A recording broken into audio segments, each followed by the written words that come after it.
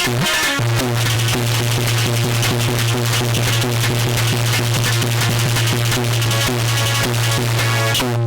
भगवान कन्हैया से जब ये कहा तो कन्हैया ने जवाब दो, पंडित जी मेरे भाई बलराम ऐसे नहीं जाने देंगे, ऐसा करना तुम बूढ़े ब्राह्मण हो परीक्षित महाराज, तो तुम जोर जोर से खांसना, तो हम कह दिए कि जी बूढ़े ब्राह्मण को हर के यहाँ मरे मराएंगे तो हत्या लगे, इसलिए इन्हें पनारने के लिए तुम्हें चलेंगे, इधर से तुम्हें छोड़ देंगे, उधर से हम रुक्मणी को ले आएंगे।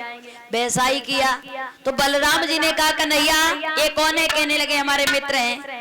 जवाब दिया इतने बूढ़े तुम्हारे मित्र? कहने लगे हाँ बड़ी दूर से आए, तबीयत खराब है, तबीयत ठीक नहीं है। तो बलराम ने कहा जाओ इन्हें इनके घर तक छोड़ करके आओ। जब महाराज भाई का आदेश मिला तो भगवान